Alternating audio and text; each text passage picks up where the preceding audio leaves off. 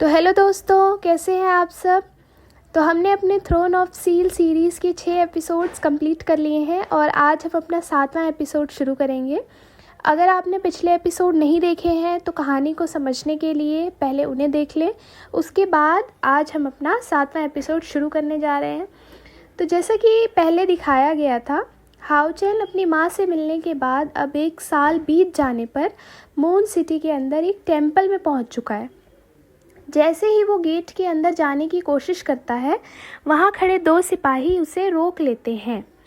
हाओचेन उन्हें समझाने की कोशिश करता है कि वो ओडिन सिटी से आया है और उसे मिशन हॉल में जाना है, लेकिन सैनिक उसकी बात सुनने के लिए बिल्कुल तैयार नहीं होते। वो उसे बाहर ही रोक लेते हैं और अपनी तलवार तक निकाल देते हैं, जैसे कि वो उसे अंदर जाने ही नहीं देंगे। बहुत जिद चलती रहती है। तभी अचानक वहाँ एक लड़की आती है जो उन दोनों सैनिकों को डांटते हुए कहती है, क्या तुम लोग इतने छोटे बच्चे पर अपनी ताकत दिखा रहे हो? ये बच्चा आखिर तुम्हारा क्या बिगाड़ लेगा?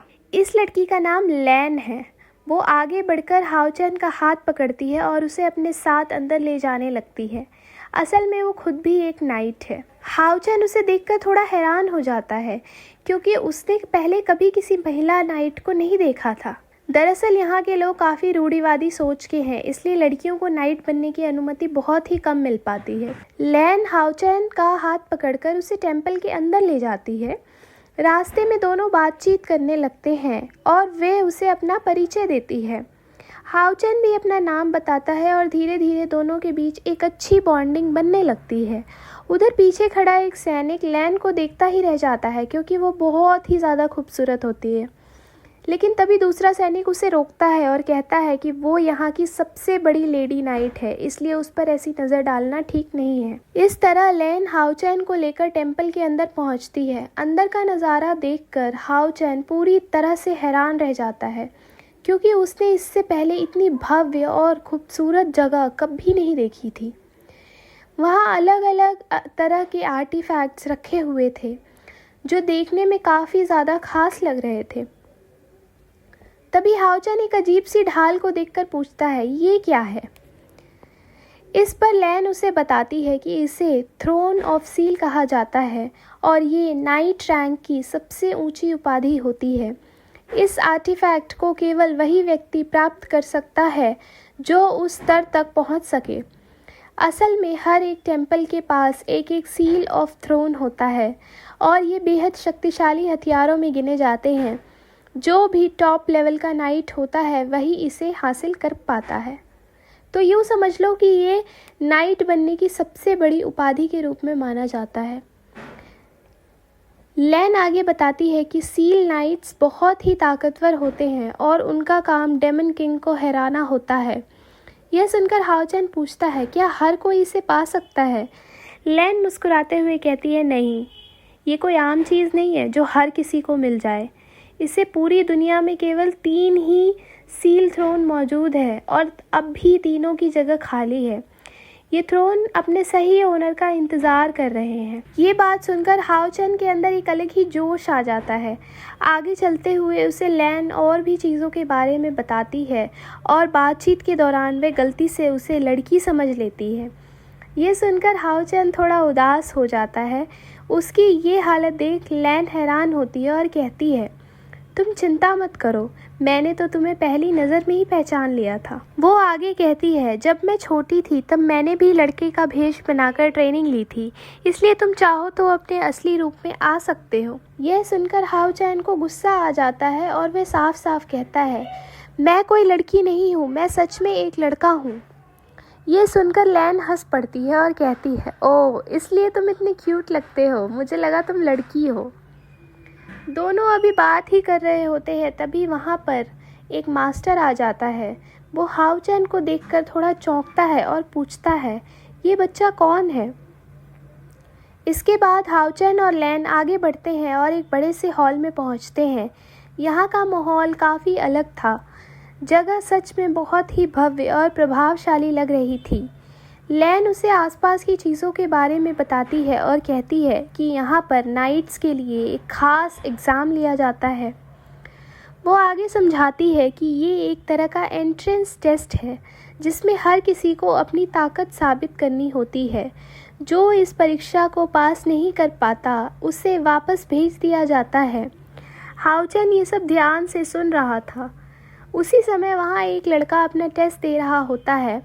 वो अपनी एनर्जी चेक कराने के लिए खड़ा होता है और अपनी पूरी ताकत से उस पिलर पर वार करता है, लेकिन उसका रिज़ल्ट सिर्फ 87 आता है।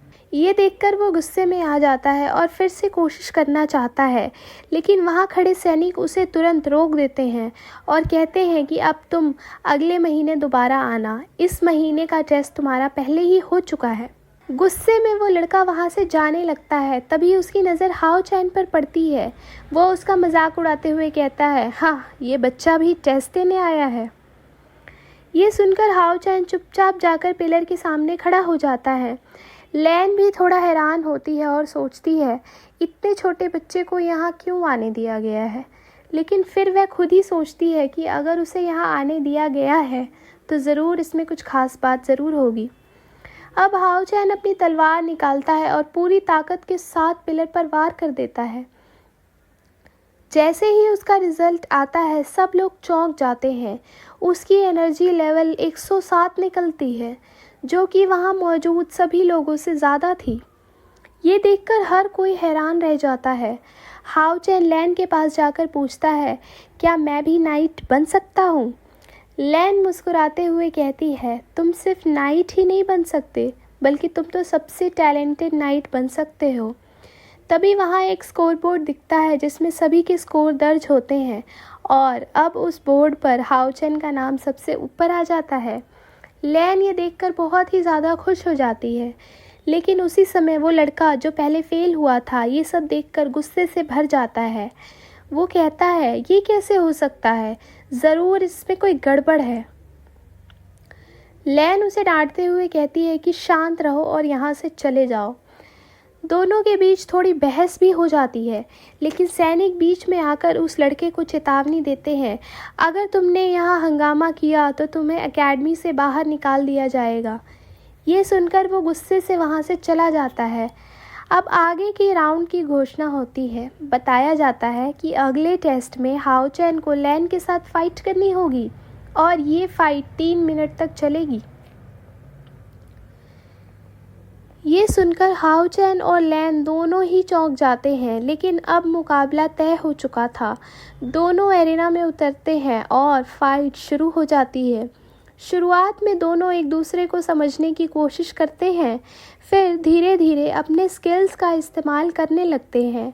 हाओचेन तेज़ी से मूव करता है, हर अटैक से बचता हुआ और मौका मिलते ही काउंटर अटैक करता है।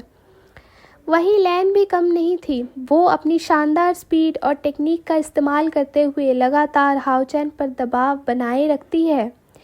एक पल ऐसा आता है जब लैन अपनी खास मूव लाइट का इस्तेमाल कर देती है, लेकिन हाओचेन तुरंत रिएक्ट करते हुए क्रॉस ब्लेड जैसा अटैक कर देता है। फाइट अब और भी इंटेंस हो जाती है। हाओचेन को एक मौका मिलता है और वो सीधे लैन पर अटैक कर देता है, लेकिन लैन तुरंत अपनी टेक्निक से उसे रोक देती है और उसे पीछे धकेल देती है। अब धीरे धीरे हाओचेन पर दबाव बढ़ने लगता है। लैन का कॉम्बैट लेवल बहुत हाई था और वो लगातार अटैक करती जा रही थी। उधर टाइम भी ख़त्म होने वाला था और हाओचेन को बस डिफेंस करके समय निकालना था, लेकिन लैन इतनी तेज़ थी कि वो उसे ज़्यादा देर तक संभलने का मौका ही नहीं देती और आखिर में एक फाइनल अटैक कर देती है। हाओचेन इस अटैक से बुरी तरह से घायल भी हो सकता था, लेकिन वो अपनी पूरी ताकत लगाकर खुद को संभालता है। उसी दौरान कुछ लोग उस फाइट को देख रहे होते हैं और वो हाओचेन की क्षमता को देखकर हैरान हो जाते हैं। हाओचेन को अपने मास्टर की बातें याद आती हैं, जिन्होंने उसे सिखाया था कि मुश्किल वक्त में कैसे अपने स्किल्स का इस्तेमाल करना है। अब हाओचेन पूरी कोशिश करता है और फाइट में बना रहता है। लैन भी ये देखकर हैरान थी कि इतना छोटा लड़का इतनी देर तक उसका सामना कर पा रहा है। वो सोचने लगती है, आखिर इसमें ऐसा क्या खास है। फाइट फिर भी जारी रहती है और माहौल पूरी तरह से टेंशन से भर जाता है और ये एपिसोड यहीं पर ख़त्म हो जाता है। लेकिन मिलेंगे हम अगले एपिसोड्स के साथ। हमारे साथ बने रहिए, हमारे चैनल को लाइक कीजिए, सब्सक्राइब कीजिए और कमेंट करके बताइए आपको हमारी सीरीज़ कैसी लग रही है और आपको हमारे स्टोरी टेलिंग का तरीका पसंद आ रहा है या नहीं आ रहा। अगर आपकी कोई राय है तो वो भी दीजिए, हम उसे ज़रूर लेंगे। तब तक के लिए थैंक यू।